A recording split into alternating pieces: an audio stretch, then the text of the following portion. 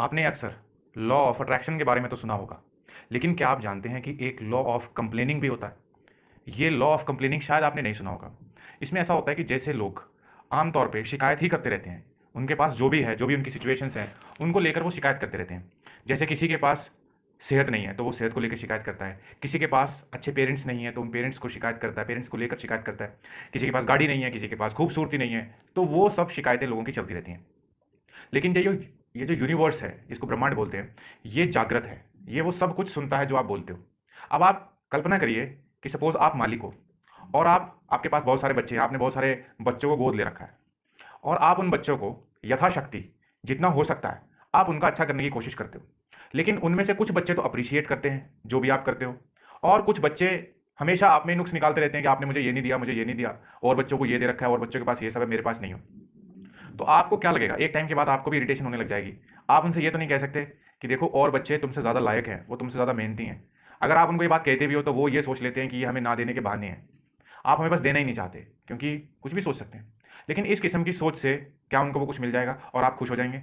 एक वक्त ऐसा आएगा कि जब आप सोचोगे कि यार इसके लिए जितना मर्जी करो, इसके ऊपर कोई असर नहीं होता, तो छोड़ो, मुझे इसके लिए कुछ करना ही नहीं है। ये बात आपके दिमाग में ज़रूर आएगी। आप किसी रिलेशनशिप में हो, किसी रिलेशनशिप में आपकी जो गर्लफ्रेंड है या बॉयफ्रेंड है, वो कभी संतुष्टि नहीं होता है।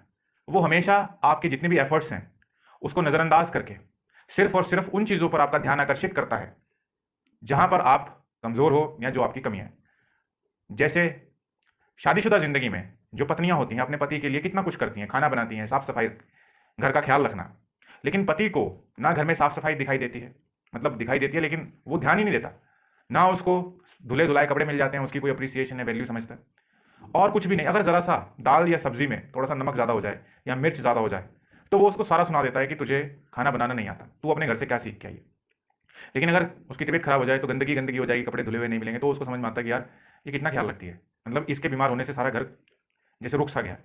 वही चीज़ होती है कि आप कितना मर्जी अप्रिशिएट करो, लेकिन आपको कुछ, जैसे आप कितना मर्जी काम करो लेकिन आपको कुछ अप्रिसिएशन नहीं मिलता है, आपकी तारीफ नहीं होती है, तो आपको बहुत ही नेग्लेक्टेड फील होता है। आपको लगता है कि यार इतने सारे एफर्ट हम डालते हैं, इनको शिकायतें ही रहती हैं, तो अब हमें करना ही कुछ नहीं है, क्योंकि करो तो भी शिकायत और ना करो तो भी शिकायत। ये होता है लॉ ऑफ कंप्लेन, शिकायत का नियम, जिसको बोलते हैं आकर्षण का नियम, लॉ ऑफ अट्रैक्शन। ये शिकायत का नियम है, इसको भी समझना बहुत जरूरी है। अगर आप लॉ ऑफ अट्रैक्शन को समझते हैं तो आप सोचते होगे कि लॉ ऑफ अट्रैक्शन क्या होता है, कि कल्पना करना, जो आप चीज़ चाहते हो उसकी कल्पना करना कि वो आपको मिल गई, आप उस चीज़ को जी रहे हो, इसको लॉ ऑफ अट्रैक्शन बोलते हैं।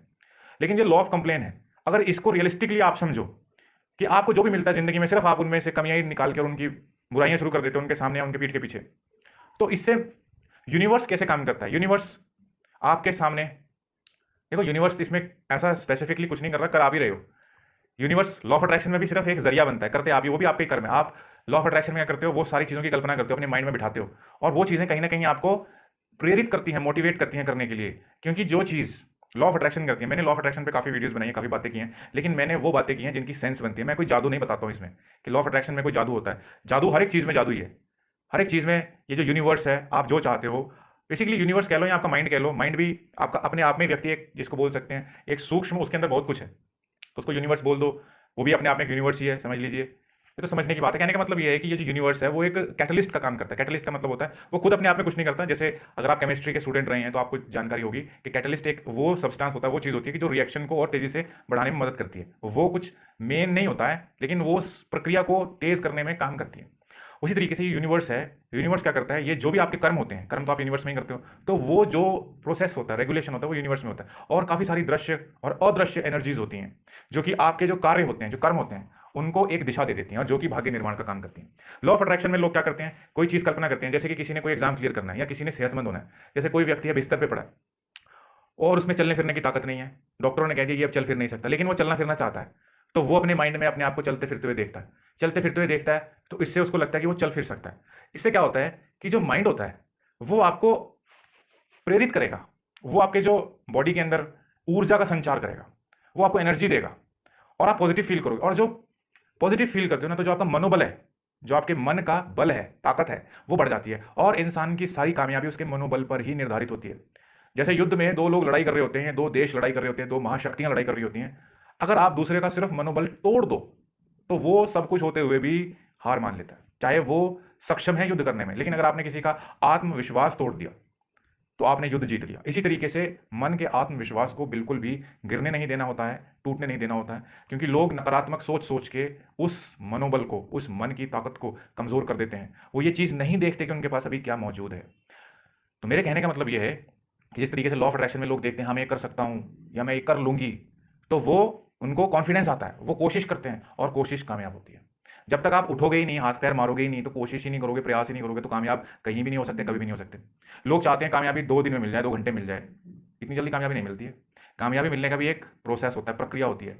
कदम दर कदम आगे बढ़ते चलो, थोड़ा थोड़ा एफर्ट डालते चलो। फिर जो 4-6 महीने के बाद आपको दिखाई देगा, आपको दिखाई देगा कि आप 6 महीने पहले कहाँ पे थे और अब 6 महीने पहले आप कहाँ पर पहुँच चुके हो।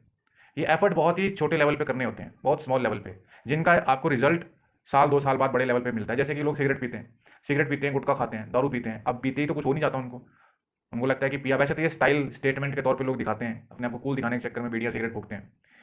तंबाकू खाते हैं, कोई इनमें एनर्जी तो होती नहीं है, विटामिन मिनरल्स तो होती नहीं है, धुआं पी रहे हैं, इससे क्या मिल रहा है? कुछ हो नहीं रहा है। लोगों को लगता है क्या हो गया, कुछ हो गया क्या?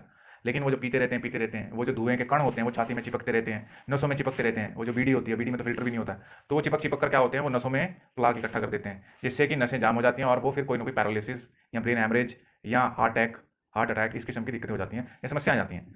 तो ये क्या हुआ, एक दिन में हुआ क्या? ये 2 साल 4 साल, ये कंपाउंड रिजल्ट कह लो या कंपाउंड इफेक्ट कह लो, ये होता है कोलेट्रल डैमेज जिसको बोलते हैं, बहुआयामी नुकसान। उसी तरीके से लॉ ऑफ कंप्लेन है, आप बस कंप्लेन करते रहो, शिकायत करते रहो, मेरे पास ये नहीं है, मेरी फैमिली अच्छी नहीं है, मेरे फ्रेंड्स अच्छे नहीं है, मेरा ये अच्छा नहीं, ये अच्छा नहीं। तो जो यूनिवर्स होता है वो आपको कुछ देने ही छोड़ देता है। अगर हम इसको साइकोलॉजिकली भी देखें तो भी ये बिल्कुल, जैसे कुछ लोग इन चीज़ों में बिलीव नहीं करते कि यार यूनिवर्स क्या होता है, ये सुनता है क्या बातें कर रहे हो यार। साइकोलॉजी समझ में आती है आपको?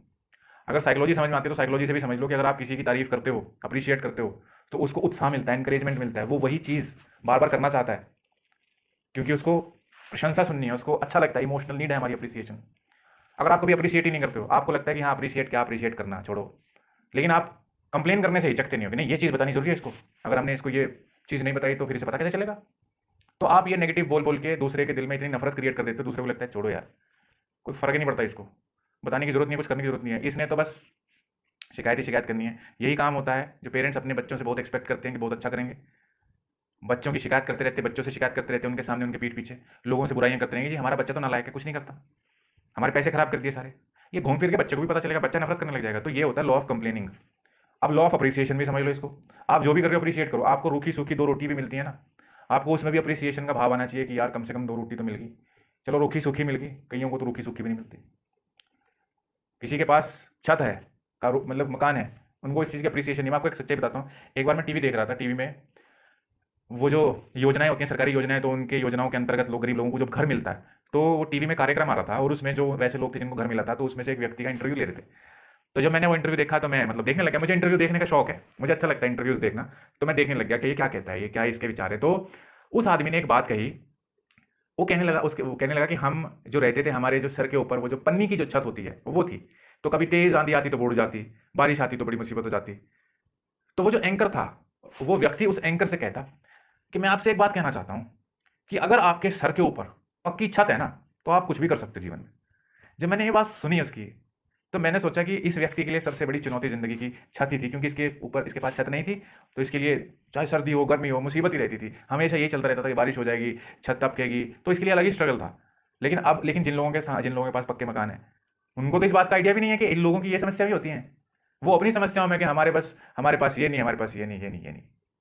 देखो सब कुछ बहुत लोगों से, जो आपकी ज़िंदगी है, कहते हैं कि जो आपकी ज़िंदगी है बहुत लोगों का ख्वाब है वो। और सच्चाई है, सड़क पे जब निकलोगे तो गरीब लोग आपको मिल जाएंगे, खास तौर पे जो रेलवे लाइंस के आसपास रहते हैं लोग, अगर आप देखो मिल जाते हैं। कितनी बुरी हालत है, आप कल्पना नहीं कर सकते किस तरीके से उनका जीवन है। खाने को नहीं होता उनके पास, वो क्या बीमार नहीं होते लोग? बीमार तो वो भी होते हैं। तो क्या उनको दवाइयों की जरूरत नहीं पड़ती होगी? जिनके पास रोटी के लिए पैसे नहीं है, वो दवाइयों का इंतजाम कैसे करते होंगे? वो तो ठीक है, बीमारी होगी, बस होगी अपने आप ठीक होगी। कितनी तड़प भरी जिंदगी है उनकी, और फिर भी लोगों के पास सब कुछ होने के बाद शिकायतें करते रहते हैं। मैं ये कहना चाहता हूँ कि आप अप्रिशिएट करना सीखो, जो भी है। अप्रिशिएट करने से आपके पास एक सेंस ऑफ सेटिस्फैक्शन का भाव आएगा। आपके माँ बाप हैं, आपको उस बात का भी अप्रिशिएशन करना चाहिए कि कम से कम आपके पास माँ बाप है। जिन लोगों के पास माँ बाप नहीं होते ना, उन्हें पता होता है कि माँ बाप की कमी क्या होती है। चाहे बुरे माँ बाप ही सही, आपकी केयर नहीं करते। बहुत बच्चों को तकलीफ होती है कि यार हमारे माँ बाप हमारी केयर नहीं करते हैं। असल में माँ बाप को केयर करना नहीं आता, उनको वो डांटने का होता है, उनकी सबकॉन्शियस माइंड। तो जब बच्चे होते हैं तो बच्चों को डांटते, तो सारी जिंदगी डांटते रहते हैं। उनको अप्रिशिएट, उनको भी ठीक से पेरेंटिंग करनी नहीं आती है, लेकिन उनका भाव कभी गलत नहीं होता है। वो अपने से ही पीड़ित होते हैं, अपनी ज़िंदगी में परेशान, और ज़रा ज़रा सी बात पे भड़क जाना और बस अपना गुस्सा बच्चों पे जाहिर कर देना, वो रियलाइज़ नहीं करते हैं ये सब चीज़ें। लेकिन बच्चों को वो कभी अपना ऐसा नहीं कि दुश्मन समझते हो, नापसंद करते हैं, चाहे नफरत कितनी भी करते हो। मतलब गुस्सा हो सकता है कि बच्चे सुनते ही नहीं है तो पेरेंट्स को गुस्सा होता है, लेकिन नफरत नहीं करते पेरेंट्स। और मैं बस यही कहना चाहूँगा कि देखो जो भी है उस बात के लिए व्यक्ति को अप्रिशिएट करना चाहिए, मतलब अपनी किस्मत को ही, अपने भाग्य को, कि मेरे पास कम से कम ये तो है, औरों के पास ये भी नहीं है, मैं चल फिर तो सकता हूँ, खाने के लिए 2 रोटी तो है। तो ये अप्रिशिएट करना सीखो, आप नुक्स मत निकालो, आप उनको देखो खूबी। आपके लिए अगर कोई करता है, मैंने ये बात कितने वीडियोज़ में कही है कि आपके लिए कोई एक चीज़ भी करता है ना, तो बस उस एक चीज़ को याद रखो, 10 चीज़ नहीं करता उसको भूल जाओ। एक कहानी भी सुनाई थी छोटी सी कि जैसे एक लड़का था, वो उसका कोई दोस्त था या भाई था, वो उसके लिए जो भी कुछ करता था वो पत्थर पे लिखता था, और अगर उसके साथ लड़ाई झगड़ा करता तो वो रेत पे लिखता था। तो किसी ने पूछा तुम ऐसा क्यों करते हो, तो वो ये कहता है कि रेत पे सब मिट जाएगा, पत्थर पे लिखा नहीं मिटेगा, और जो उसने अच्छाई करी मेरे लिए वो मैं नहीं भूलना चाहता। ये ऐसे लोगों की ऐसी सोच होती है तो रिश्ते कभी खराब ही नहीं होते, क्योंकि रिश्तों में हमेशा अच्छा बुरा वक्त आएगा, लड़ाई झगड़े भी होंगे। अब आपके ऊपर निर्भर करता है कि आप सब अच्छा भूल के लड़ाई झगड़ों को याद रखो, रिश्ते खत्म हो जाएंगे, और सब बुरा भूल के सिर्फ अच्छाइयों को याद रखो, रिश्ते बने रहेंगे। तो बस यही कहना चाहता हूँ, आप शिकायत मत करो, जो है उसको अप्रिशिएट करो, और जिस चीज़ की कमी है आप उसके बारे में देखो, समझो कि इस चीज़ को ठीक कैसे किया जाता है। इंटरनेट पे इतने माध्यम है, जो भी आपका सवाल है इंटरनेट पे आप लिखोगे, और जब उसको ढूंढोगे इतने सारे जवाब आ जाते हैं, वीडियोज़ ढूंढोगे इतनी सारी वीडियोज़ आ जाती हैं। अब तो तकनीक ने इतनी तरक्की कर ली है कि आपको बाहर जाके लोगों से पूछने की जरूरत नहीं है। जैसे पहले तो मैं ढूंढना पड़ता था कि यार इसके बारे में कहाँ से पता चलेगा, कहाँ से ढूंढे, क्या पता करें।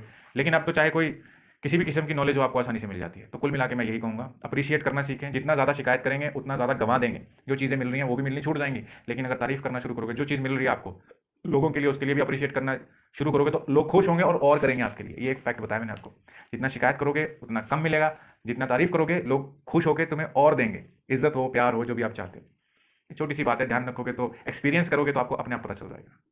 Thank you.